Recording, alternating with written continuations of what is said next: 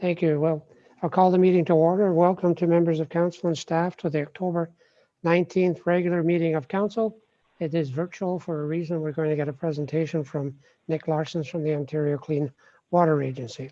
But before we start the meeting, I want to, on behalf of members of council and our staff, extend condolences to the Deputy Mayor and to his wife Tracy for the recent passing of his mother-in-law and Tracy's mother.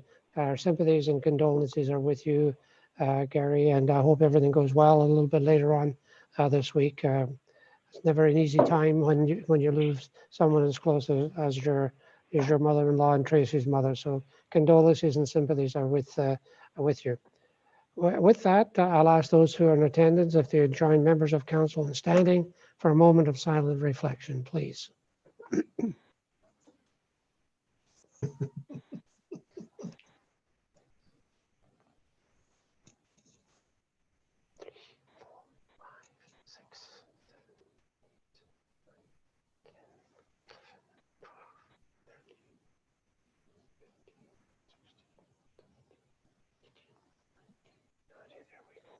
Thank you.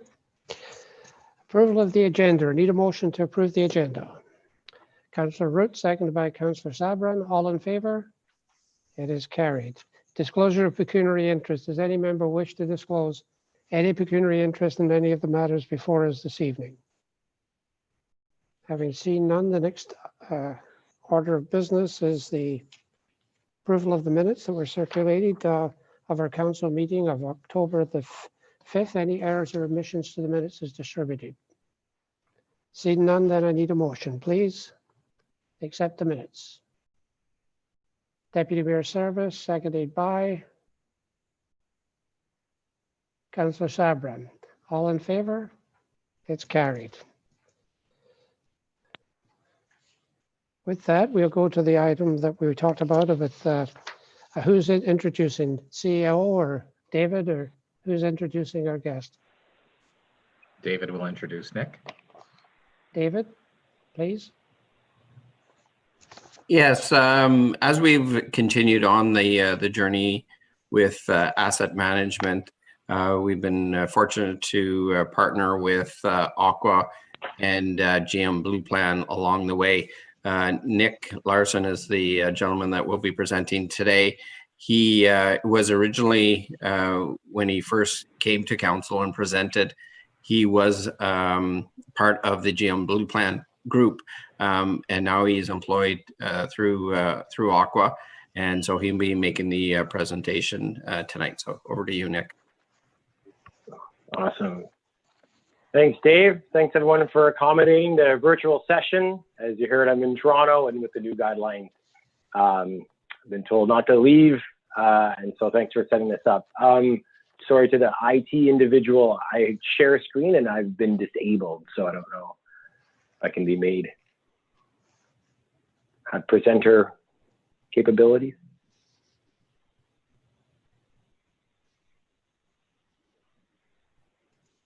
This is probably one of those things we should have discussed before we went on, right?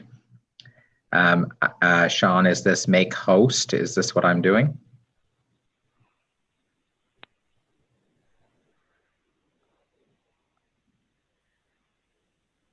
So while we wait, let's recap asset management plan. So it was a little over a year ago, I was there last time to talk about the new landscape of asset management, and really talking about this connection between infrastructure performance and infrastructure spending, and being able to create what we call a corporate asset management system. So it's your series of integrated processes which make up your management system. So that's really, when we talk about what an asset management plan is, it's the output of that corporate management system.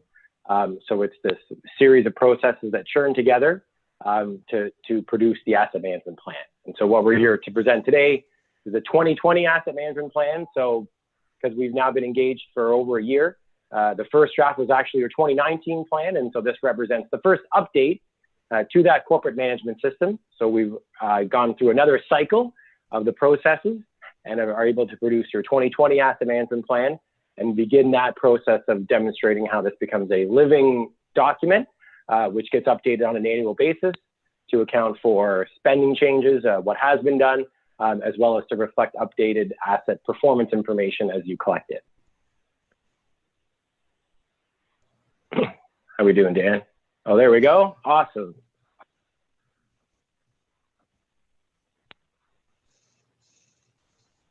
So with that, I have my presentation.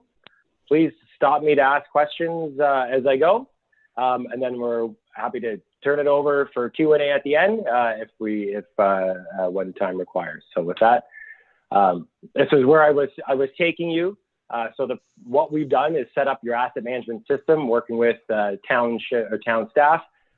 Those processes that I spoke about, there's really 4 big ones. That we track our infrastructure portfolios. We understand how the assets are performing.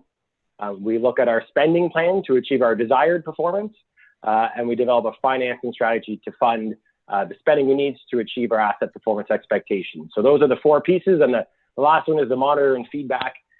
So we update that on an annual basis or more frequently as needed. So for example, this year, got your new salt dome in the system. So we're able to say, here's your facility spreadsheet, and we're adding the salt dome. And so we're able to make those updates as we build infrastructure and replace infrastructure. So what we're doing is creating an asset spending to asset performance relationship. And as those 2 pieces track over time, we update subsequent versions of our management system. So in 2020, here's your replacement value by asset type. So it was about $400 million worth of infrastructure, which represents a decent sized jump from 2019. Really, that's to reflect updated market conditions related to linear infrastructure. So tenders and projects this year have come in higher than what we thought. So that's another way we're demonstrating the continual updates, so we can reflect the replacement cost of assets as it's replaced. So one thing to point out, there's a total within the data that we use to produce your asset management plan. So you might read the report and say, it's, in plain language, simple words, but what's behind the analysis is highly analytical. There's a total of 6,251 assets right now in your asset register, separated at each individual road segment, each sidewalk segment. So there's lots of information and lots of high quality information available on the quality or performance of each one of those assets. So it's for a municipality like Petawawa, you've got much better data than the average small municipality. So great information to start with. So how we think about assessing current performance, we use a term called asset performance. It's an ISO 55000 term, which is the international standard for asset management. And really what it's talking about is the ability of an asset to fulfill its objectives or requirements, or we often use the term as the asset fit for purpose. The reason we use that terminology is because it's more than just the condition of an asset. An asset could be not meeting performance expectations because, for example, on a road, there's too many collisions on that road, it's unsafe. It should have a sidewalk when it doesn't, or a multi-use pathway or bicycle lane. All those are examples where an asset could not be meeting its performance objectives, even though it may be in good condition. So that's how we use that term as a more broad term to define all of the objectives of a piece of infrastructure, and we can determine the degree to which that asset is meeting those objectives. So an asset in the good performance category is one that is meeting objectives and it has little or no deficiencies. An asset in the fair performance category is nearing the point where it won't meet its objectives. It does have deficiencies, but they're no longer deficiencies that require spending. And then an asset in the poor performance category is an asset which is not meeting its objectives and it requires treatment or spending so that asset can meet our expectations. So that's how we define performance.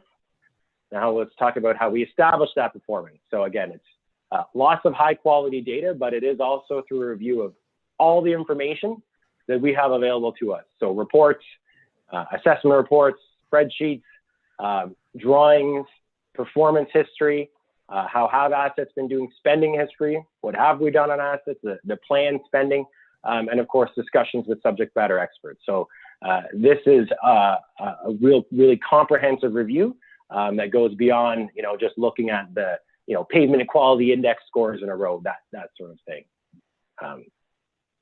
So your results. is your current performance. So what each one of these bars is showing you is the proportion of assets in the poor, fair, and good performance category. And it's categorized by asset type. So if we look at the roads, the way to read that graph would be 8% of your road network by replacement cost is not meeting your current performance expectations or is in the poor performance category, indicating that it requires treatment or spending for that asset to meet our performance expectations. And so I would point to a couple of asset types when we look at it. Parks and green spaces and facilities are two of your asset types, and water mains with the largest proportion of assets that are currently not meeting expectations, therefore require spending in order for them to meet expectations. And what I would point out is that it's okay to have assets in red in the poor performance category. We all live within our means. And so for less critical assets, it's totally fine to have assets that are in the poor performance category that require more spending collectively than the amount of money that's available to address those deficiencies. So that's the current performance. The other thing that asset management processes do is we're trying to look at how is this performance distribution expected to change. So one of the things that's important in the new regulation is they're asking us first two questions. One is, what's the cost to maintain current levels of service or current performance, which means what's the cost to keep the same amount of assets in red. So we have right now 8% of assets in the poor performance category. So how much to keep it at 8%? So that's your first regulatory check mark by 2023. By 2024, you will have to decide how much red do you actually want? Do you want no red? You want 2% red?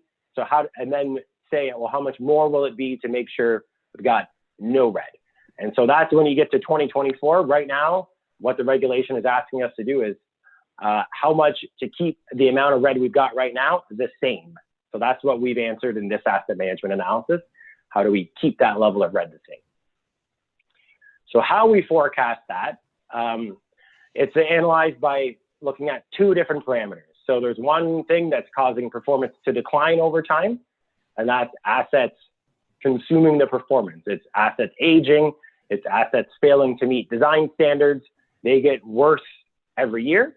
And then when we spend money, it makes assets improve their performance. So it's to make a road meet its current design standards or to be smoother by addressing patching. So those are the two fundamental things that we analyze. And I've got a couple of slides to give you a sense of what that looks like in graphs. So if we right now have an asset group with about 10% of assets in red, year two, the spending will improve that asset. So you can see here that red goes to green, it costs money, and it ends up being green. Now the next year, if we don't spend money on that asset, the infrastructure that a portion that was in yellow will become red the next year. It will deteriorate its performance and it will become red. And so through that, we can then start looking at various scenarios. So that scenario I just gave you, we spend money in year two, you can see the red goes away. And if we look at a different scenario for in this year 4, we don't spend money, there's even more red. But in this other scenario, we spend money in year 4 and the red goes away.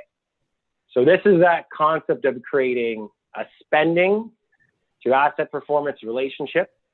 And this all happens in those graphs I was showing you at each individual one of those 6,200 assets.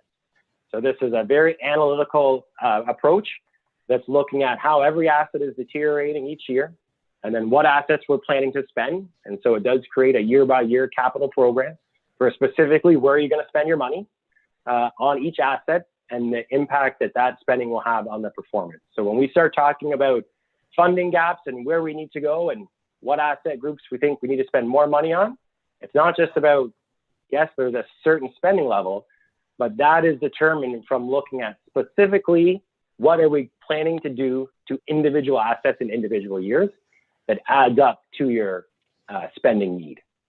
And that's why we use this term, it's your cost to achieve your asset performance expectations or objectives, because we can say this money to this asset will make the road smooth. Is that something that we want to pay for, or are we willing to not do that and have that asset remain in the poor performance category? So one thing that we've done this year is as part of our continual improvement process is we're looking for much more rigor between the account codes in your budget, the general ledger account codes, and the spending analysis. So how we do the spending analysis is we look at how much you have spent for each of the asset types in your register. And then we confirm years when, historic spending might not be indicative of future spending needs, future planned spending.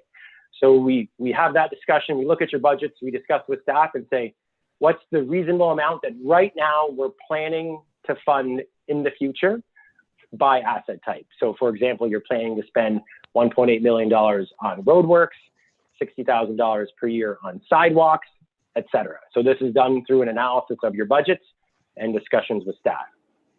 So now we have how much you're planning to spend. So we put this in our analysis.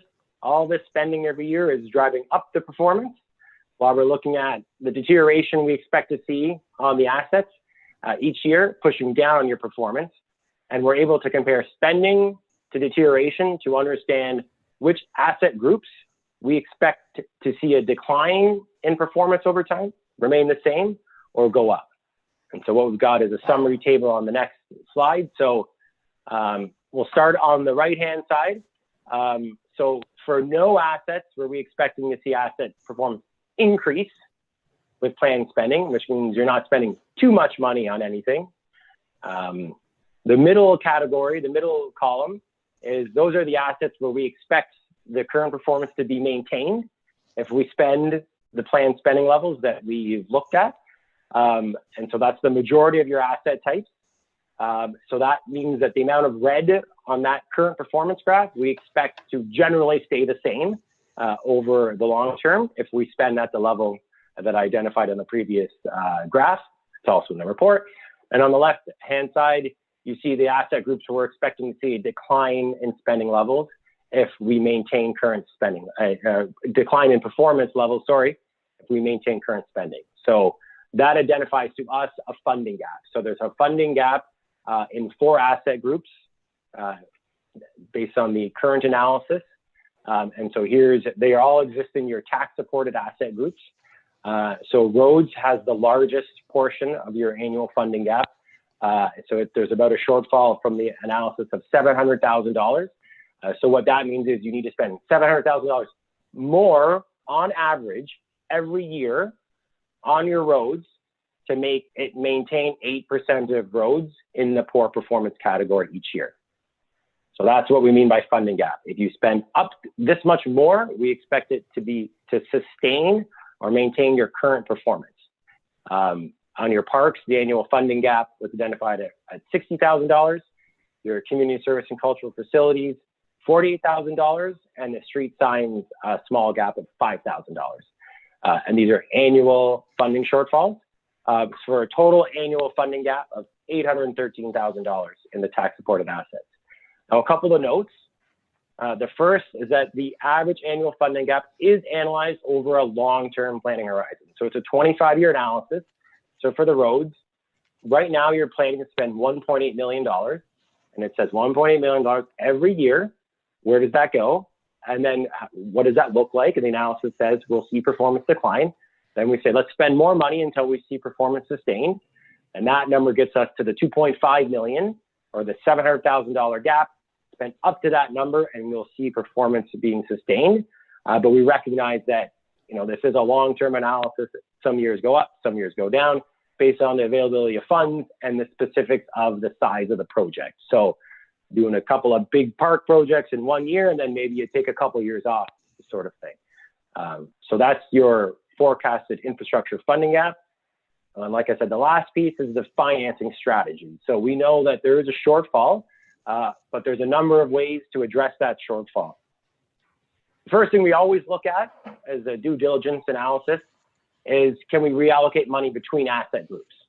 So number one, do we expect performance to increase for any asset groups, meaning that maybe we're overfunding them? Can we take some of that money and put it to another asset group?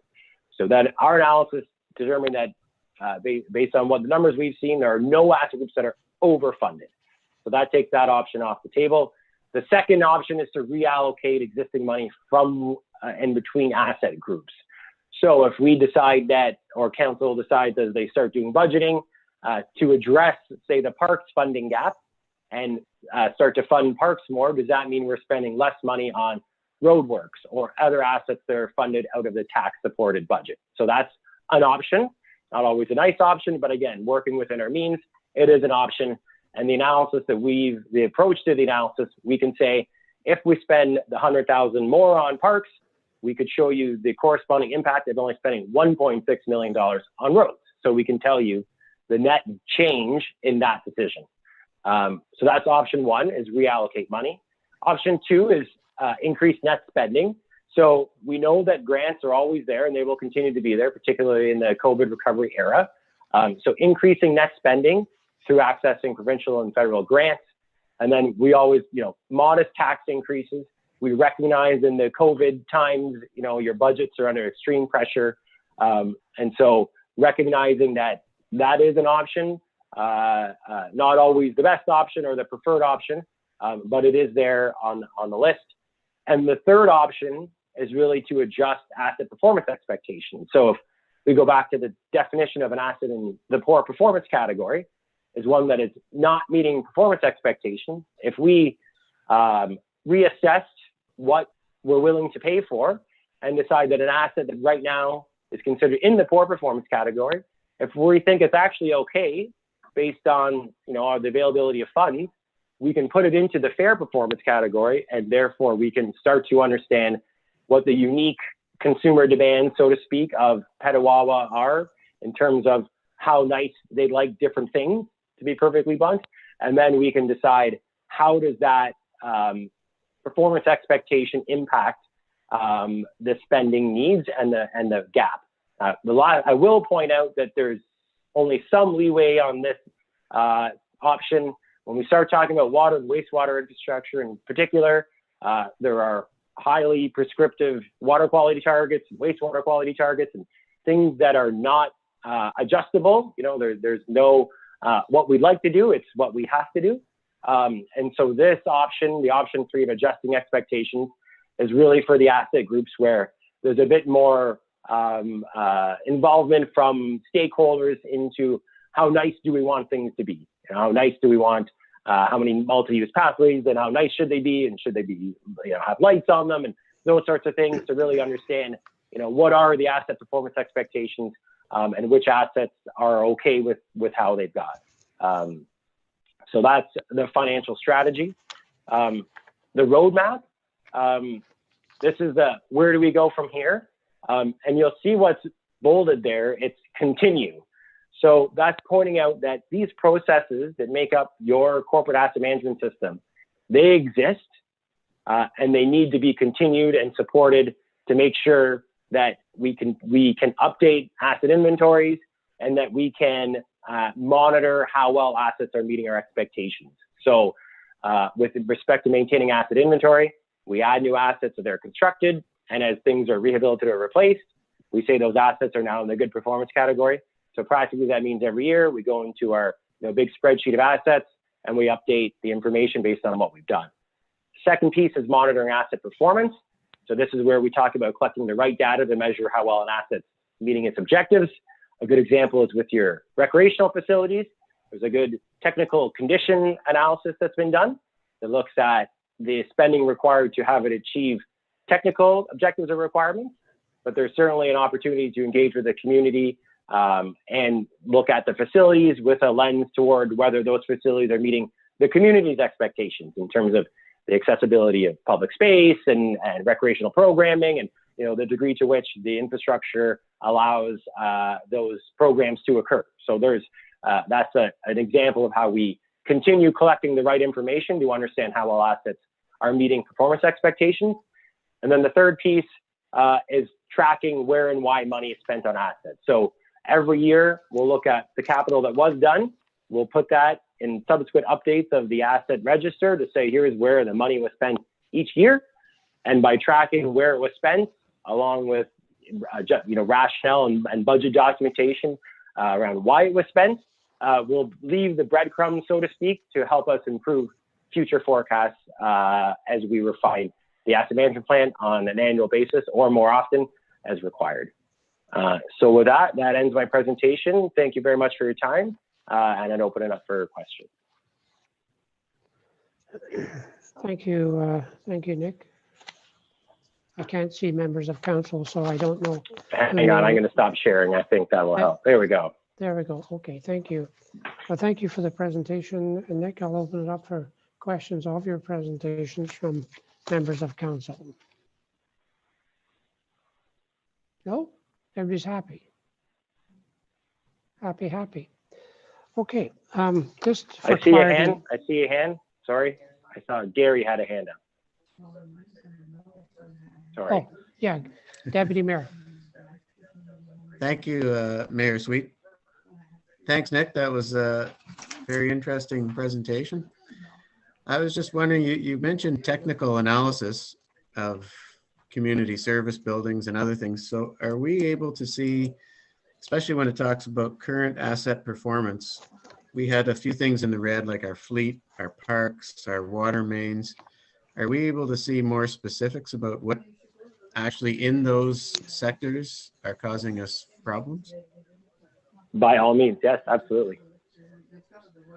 Right now? No, not right now. Oh.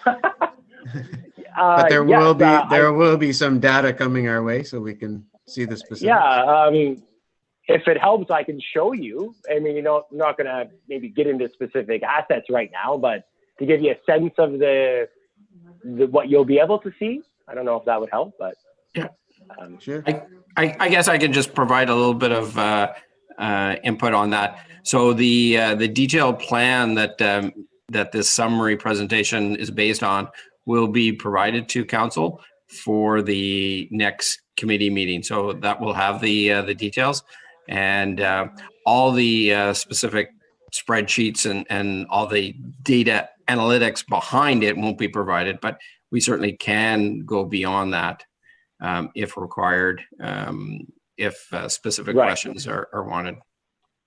Yeah, and I think I would even go with specific questions would be encouraged, because that's really how we start understanding the degree to which the information we have reflects performance expectations. So here's that same graph that I was showing you in the presentation. Here's the proportion of assets by dollar value in each of the different performance states. And here's, I know it's a lot, but here's each road asset, and we can tell you which assets are each of those we're adding up to these performance states. So we can show you the current performance, and then we can also show you a thing that looks like this, which is the specific roads that add up to that $2.5 million I told you about for roads every year. Okay, it's going to be 82,000 on a resurface there, and practically building out the program for specifically how much money each year and what we're planning to do to add up to that spending need. And that's what I was trying to get to, where we say if the spending need should be 2.5 million on roads, we can say, okay, if we think that's too much, we can go specifically down asset by asset, treatment by treatment, which ones are we reconstructing, rehabilitating, maintaining, and practically with, if there's enough engagement, craft your citizen-centered, explicitly defined infrastructure spending need to achieve your unique performance objectives. So that's the end state of where we can take this stuff. But certainly it's asset level. Any detail that you want is here behind the scenes. Okay. Nick, can I ask, on your planned average annual funding, you've got a whole bunch of graphs there. Roads, 1.8 million, sidewalks, 60,000, I guess, 380,000 for storm sewers and so forth. Is this what you're suggesting is our annual funding level that we should be spending on these items? And this would then come out either through grants or through the municipal levy. Is that? So that graph, sorry, no, that graph is what you are spending right now. Okay. And this is for 25 years? This is the average annual, yes. And we have to spend this over the next 25 years on average. It's so 1.8 million times 25 would be your total 25-year road expenditure. For the roads. And similarly, it would be for the wastewater treatment plant, 1.8 million times 25, Correct. $60 million. Correct. Okay, so, and this would then come out of the general revenues? Is that what I read into this? The tax supported assets, sorry, maybe that's a, Yeah. is someone going to Yeah, say that, David? Yeah, I was just going to jump in there. So, so if we want to just highlight and talk about the roads, so basically that one graph is saying on average, and meaning that in 1 year you could be spending 2 million, another year you could be spending 1.6. So on average, our planned existing is $1.8 million for roads. If we continue spending at 1.8 for the next 25 years, you will see a decrease in the road condition. So if you go back to that graph, you'll see more red and less yellow and green. If we would like to maintain the percentage of good, fair, and poor, like the red, yellow, and green, then we would have to increase that spending to 2.5 million over the next 25 years. Right. So the one graph is where we sit, and then the funding gap is the $813,000, and in the 4 different categories. Well, let's go to facilities, community. I think this is what the deputy mayor was getting at. He was interested in finding out what the level of service currently is in terms of the facility itself. All we have to spend there is $32,000. Is that correct? For over the next 25 years. Sorry, that's what you're planning to spend. Mm-hmm. You need to be spending 80,000, which is how you get your gap of $48,000. I will share another screen here of a table from the report, and that will bring some clarity to this discussion. And again, that's on average. So in 1 year, i.e., if we're looking at replacing the floor of the rink, which is, and I'm just throwing out a number, $800,000 to $900,000. So that would be in 2021. While the spending in 2022 and for the next 10 years after that might be only $30,000 per year. And so basically the average would be that 80,000 that Nick was talking about. Right. So this table shows you this is your current planned spending that are in that graph you're talking about, Mr. Mayor. 3.13 million, 1.8 on roads. This is what we need to spend in order to have the amount of red stay the same. And then this is how we get our gap. So we are planning to spend 1.8. We need to be spending 2.5 to not have more red. We get our gap of 700,000. Or we decide we're okay with getting more red because we just can't afford to increase spending to this level. So we're okay with things in red, or we're going to change what we define as an asset that's in red. That's going to be okay. Yellow will be a worse road, will still be yellow. So that's how we get those funding gap numbers. So right now, on aggregate, you're spending about 3.1 million per year in capital on tax supported asset groups. And the total number for all tax supported assets is 3.9 million. So that's how you get your total average annual funding gap. Nick, do you have that chart that shows the percent increase and what that would equate to closing the gap? Yep, absolutely. So this is the kind of piece, we're not trying to recommend a decision on what the tax increase should be. That's not our place. What we can tell you is, in order to close that $800,000 funding gap, obviously a high tax increase like 3%, you'd close it in 3 years. This is per year. But at 1%, you'll still close it in 10 years. So it is a way of showing that as you increase spending and allocate it specifically to an asset group, no one here is suggesting closing $813,000 funding gap in 1 year. That is not a practical solution. We understand that, and no one is recommending that. Wouldn't be our place to recommend it. But this is the information that goes into budgetary processes to say, that's the sort of number we're looking at. A 1% net, this would be on top of any additional increases for inflation, but 1% annual increase would close that $813,000 funding gap in 10 years. As well as any grants that you would get would offset, some of those projects and mitigate the need, and you find your revenue from other places.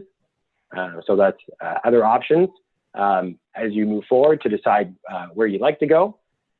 No new money for capital. We'll wait for grants is a financial strategy. There's nothing wrong with that one if the decision is that that the community can't afford larger tax increases. So I'm not trying to give my opinion on anything around what I would do. It's your community, and this is the perspective we're offering. Okay, help me understand with this asset management plan. I know our sewer plant belongs to us, and I know our water plant belongs to us, but they're not part of the normal general levy. Why are they being put in with the total asset management plan? As you know, Nick, not everyone in the town is on sewer, and not everybody's on water. And yet it seems this is getting put into the same asset management plan as say roads, which benefit everybody. Why is that? Help me understand why that is there like that. So there's two things I would say. One is that from a financial perspective, you'll see here, we do have a completely separate analysis. Whoops, sorry, not sharing the right thing here. Hang on. So we do have, this is in the executive summary of the report. So I was only showing you the asset groups that are funded by taxes. We have the similar information, identical information on the rate funded assets. There just happens to be no funding gap identified because, as you know, you're completing your rate study, and all of the needs to maintain asset performance went into your rate model analysis. So if that happens, then there's no funding gap in the water wastewater assets. So that's number one I would just point out. Is that there is a separate analysis on tax versus rate supported assets. There just happens to be no gap in your rate supported assets. If there was, we would say increase spending on water and sewer. And here's the corresponding rate increase to address that funding gap. To the point about why they're grouped together, so that's provincial regulation. They define core assets as water, wastewater, roads, and bridges. And stormwater, and say all those are core assets that need to be in your asset management plan by 2021, and then by 2023, it says all asset types, and it defines them all. So it tells us, notwithstanding the rate versus property tax decision and funding source, the regulation wants a comprehensive asset management plan with all asset types together. Okay, thank you. Members of council, this eventually will be your plan. So in other words, if you do 1% budget time and 1% on our tax rate, I think the treasurer will tell us about $80,000, and that then over 10 years will take care of your gap based on what you're presenting here, provided we can find the tax rate or the revenues to do all the things that you're talking about. And this is over a 25-year plan. Is that seems like quite a stretch, 25 years. But is that standard, Nick? Because I'm familiar with the 10-year plan, not 25-year plan. Right. So the purpose of extending to 25 years is to make sure that we're looking at the big expenditures that might be in that long-term planning horizon, the 11 through 25. there used to be the 25 is better than what most people is. Someone used to do 100 years, and that just gets goofy. So the purpose of it is really to look at some of the big rocks that might be out there. Say take a water treatment plant expansion that doesn't look like it's in your 10-year window, but we want to see if it's out there. So some of those big life cycle replacements are the reasons for taking a 25-year look. Mm-hmm. Okay. As I say, I'm familiar with a 10-year plan, not a 25-year plan, which takes it out quite a ways, which reduces the gap that you're talking about quite substantially. If you do it in 10 years, it's much larger, the gap to try and achieve what you're talking about here. Councillor Moons.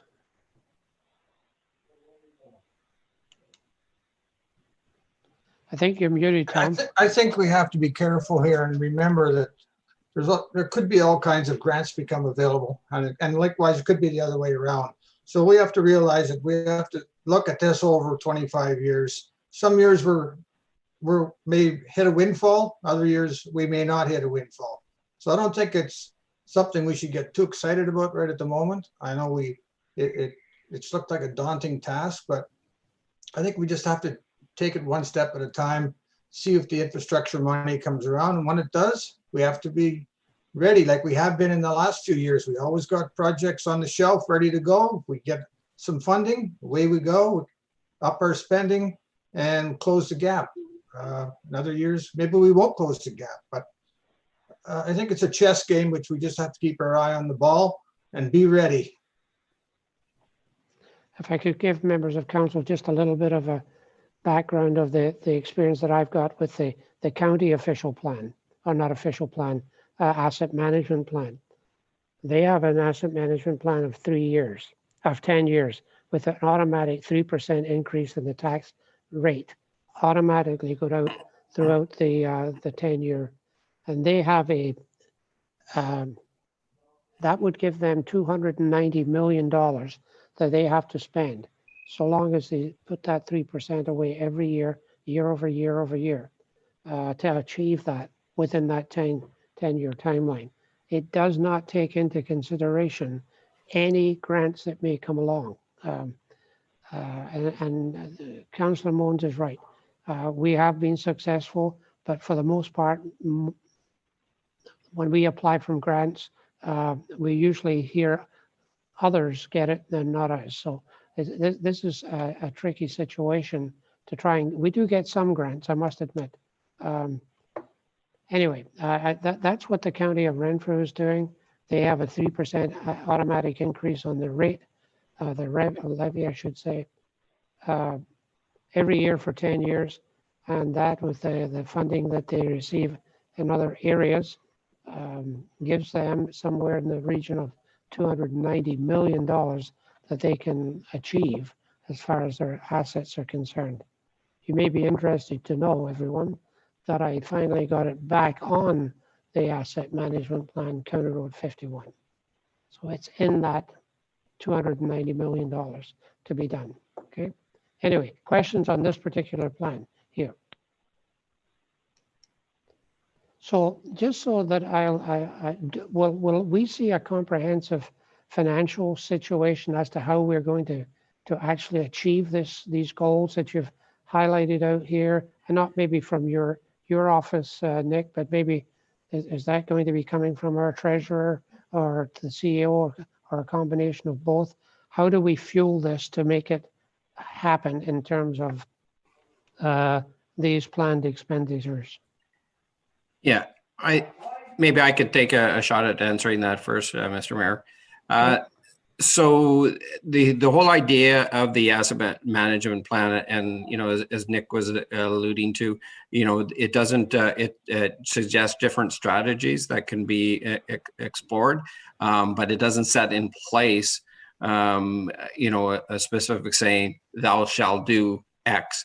And so on an annual basis at budget time, as we have done in the past, the asset management plan will be reviewed, and it would be up to the council at the time to decide. As Mayor Moons or Councillor Moons was mentioning, that yeah, we do have a good year and we can allocate additional funds towards it. And so maybe we can do a 4 or 5% rate increase specifically for assets. Or, no, we can't, and maybe there is zero increase towards the assets.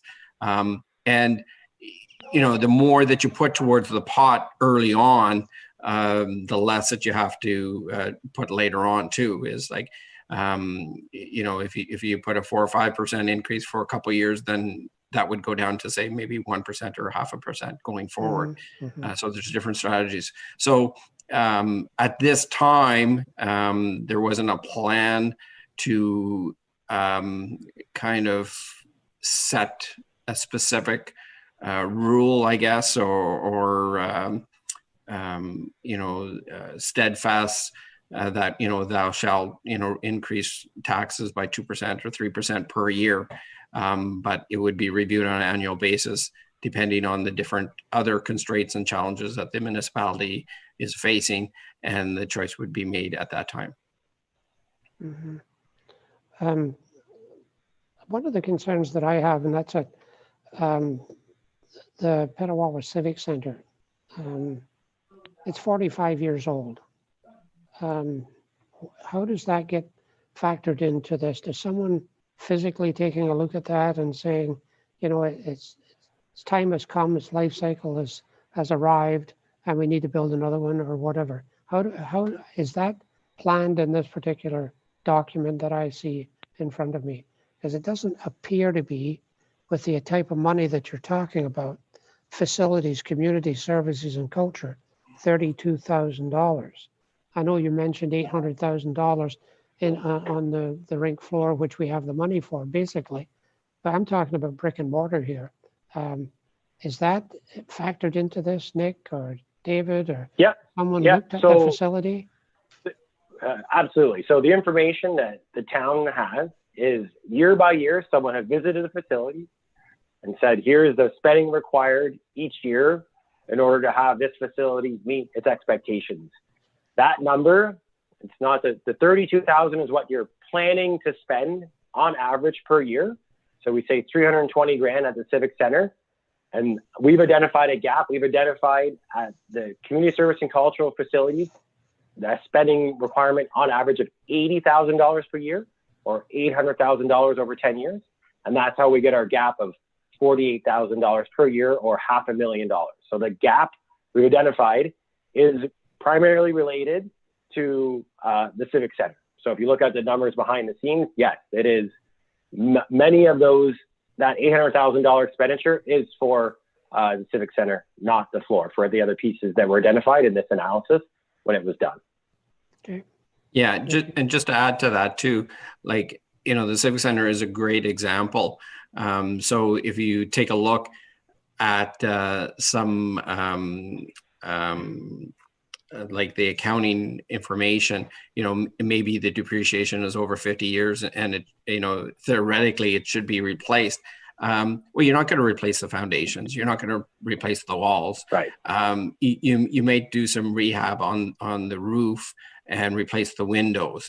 And so the thought that in every 50 years that you would actually replace a facility, that's not going to happen. Unless there's a big change in the need, and so that the facility is not meeting that need anymore. So then it's basically a change in service. And that would probably be funded through development charges, because of growth-related activities. So the facility has been well maintained over the years. And, if we do a moderate increase in the spending, for the foreseeable future, it will provide many, many years of service to the community. Okay. Over to you again, members of council, for questions. So you're happy. You know exactly where you're going. Okay, fair enough. Nick, thank you. I think we have a motion here. Where is it? that council receives a 2020 asset management plan summary for information. There's a motion here.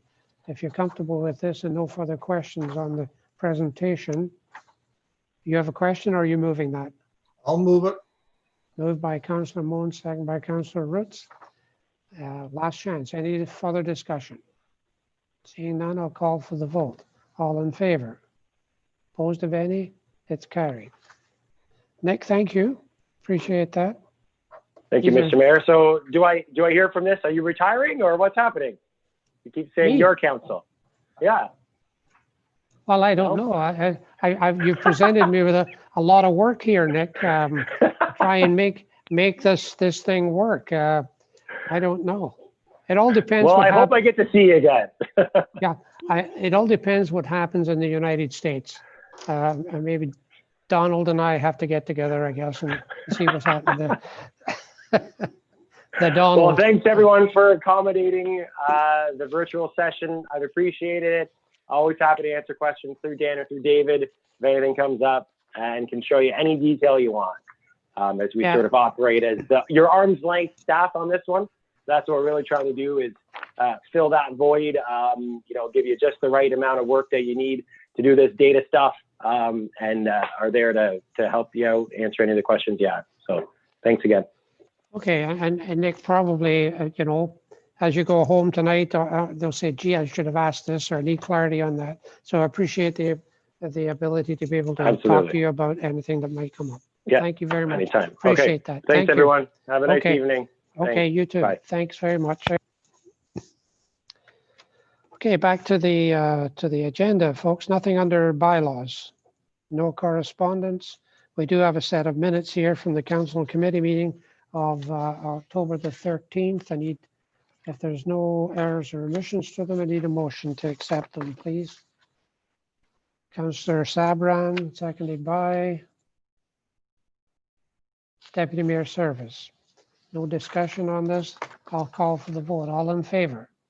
Opposed of any? It's carried.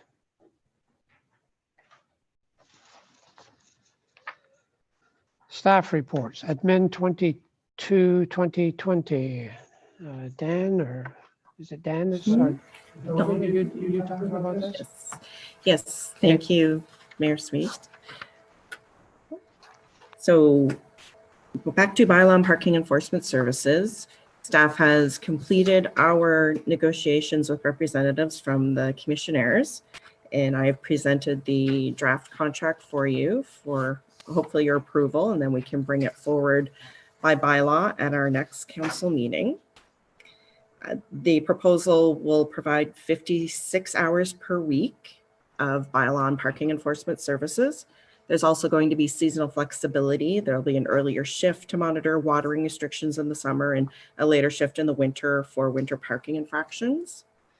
And after hours non-emergency calls will be responded to the next business day. So in 2021, obviously our animal control and bylaw enforcement budget is going to increase, but we do have the funds remaining within the current budget to cover the month of December. So we're proposing a 3-year contract, and with the option to renew for an additional 2 years. Excuse me. So for the first year, the annual price will be approximately $86,000, going up to approximately $89,000 for year 3. And I can answer any questions. Okay, I'll open it up for questions of the report for members of council. Oh, there we go. Councillor Sabra, then Deputy Mayor. You've got to unmute. Teresa, you need to unmute. Yeah, go ahead. I'm unmuted? Yes, you. That's good. Okay, now. good. Good. I needed to be unmuted. Okay, thank you very much, Mr. Mayor. Thank you to the staff team for negotiating this contract. And I think it's really great news that we're going to have 7 days a week of service. I think that that's a huge step forward in meeting the needs of the town and being accessible and available to our residents. So thank you very much for that. Very much appreciated. And I guess my second question is, it's a 3-year term, so will it be coming back to council to look at if the contract has worked out well? Will it be coming back to the council team of that era to look at the next 2 years, or will that be a decision of the staff team?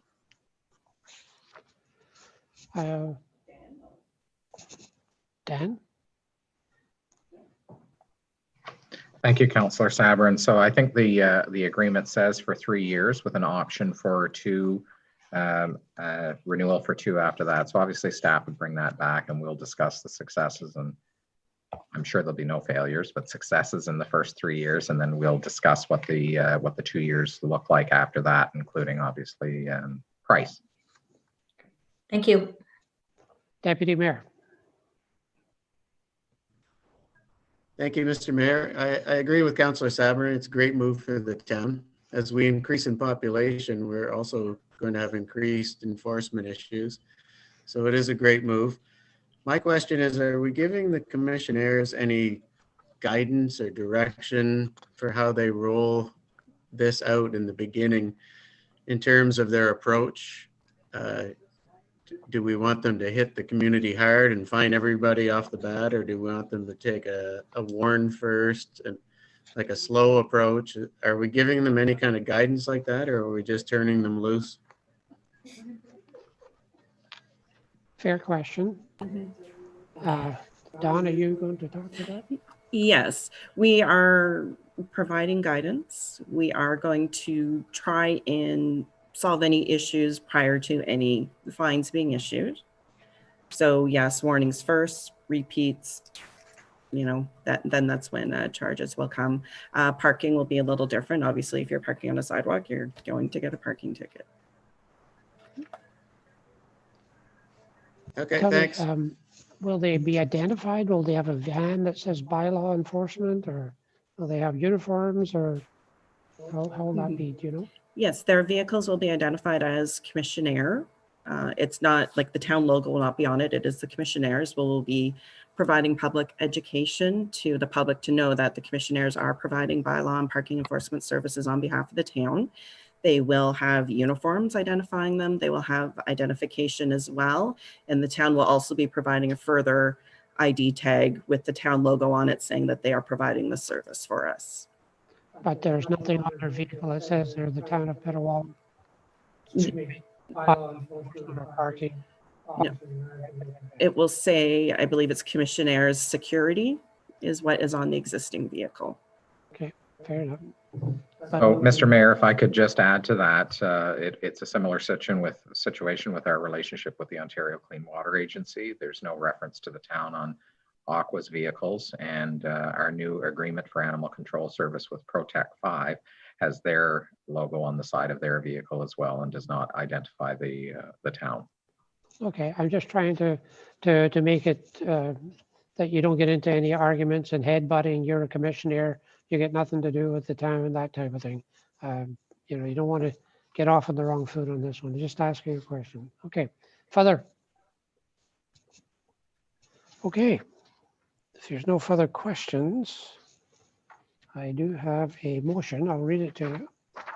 That council approves entering into an agreement with the Canadian Corps of Commissioners, the Ottawa Division, for the provisions of bylaw and parking enforcement services for a 3-year contract with the option to renew for an additional 2-year period, and that a bylaw be brought forward to the next meeting of council to formalize this agreement. If you're comfortable with this, as I said before, I need a motion, please. Councillor Root, seconded by Councillor Mones. Discussion or any further discussion? Call for the vote. All in favor? Opposed of any? It's carried. Thank you. Good move. Okay. Councillor reports. Where are we? Councillor Roots.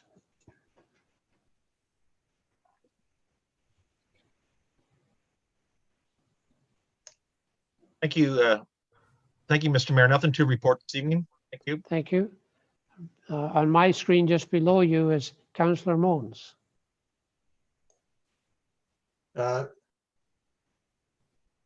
Nothing to report at this point in time, Mr. Mayor. Thank you very much.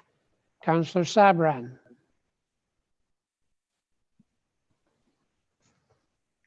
Councillor Sabran. Thank you, Mr. Mayor. There Thank you, go. Mr. Mayor. Here we go again. I just would like to say congratulations and a big thank you out to the entire team that participated in the Petawawa Ramble and the Pumpkin Folk this past weekend. I think it was a real good show in our community. We were blessed with the good weather again, and I saw lots of vehicles and people getting out of their vehicles to take a look at the displays and staying in their vehicles and practicing good social distancing and things like that. So congratulations and well done. Thank you, Mr. Mayor. Thank you. Deputy Mayor. Thank you, Mr. Mayor. On your behalf, I attended the Petawawa Ramble Pumpkin Folk Residential Award Ceremony. And I'd like to echo the sentiments of Councillor Sabray. It was a great thing that we had going in the town there for the last week. It even made the CTV national news. I had some people out in Edmonton telling me that they saw the Petawawa Ramble on the CTV national news. So we hit the big time. Thanks again to Christine Mitchell, Colin Coyle, and Val Hiska for putting this together despite there being a pandemic. I think that showed great dedication on their behalf to give our town something to look forward to in this time of the pandemic.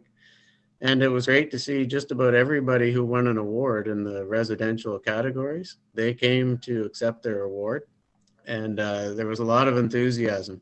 There was even some people that didn't receive an award who showed up to watch the award ceremony. So you can tell that this is really taking hold as a festival in this town.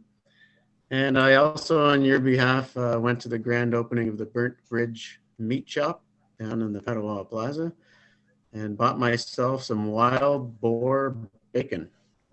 I haven't cooked it up yet though, but I'm looking forward to it. And that's it. Well, thank you. On my part, I attended 3 county council sessions, including county council and the finance and development and property group. I too would have to say great job to the pumpkin people, the P-Band group that worked tirelessly, and the sponsors of that particular event that worked very, very well. I got a lot of very, very positive feedback. People coming into the community and driving all over the place, looking at the pumpkins. Disappointed I didn't win one of the prizes. I thought my golfing setup was just out of this world, but anyway, I didn't win, but that's okay. No, super job to everyone involved, and as I say, all of the sponsors. I was involved in the black and white gala, the Ungala as they call it, which was really quite a special evening.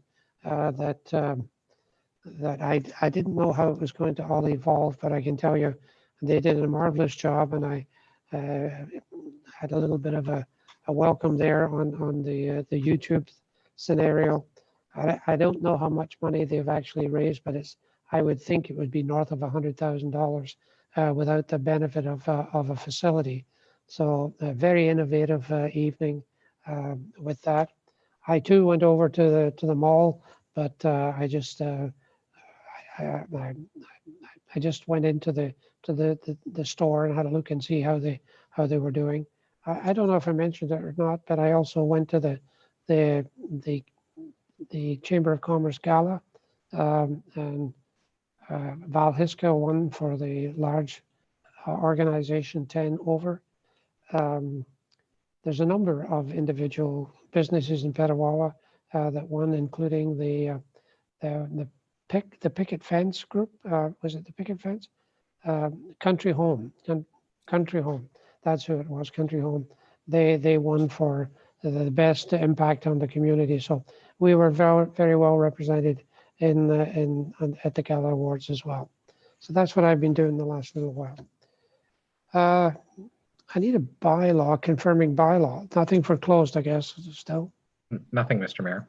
Okay, confirming bylaw. I need a motion for first and second and third reading of bylaw 136820. Need a motion, please. Councillor Sabran, seconded by Deputy Mayor Service. All in favor? That's carried. Bylaw 136820, being a bylaw to confirm the proceedings of council at its electronic meeting held on October 19th, 2020. This constitutes first, second, third reading short of bylaw 136820. Thank you. And the last one is the adjournment. I need a motion to adjourn. Councillor Mons, Councillor Roots, all in favor? We're out of here. We are adjourned. Thank you very much.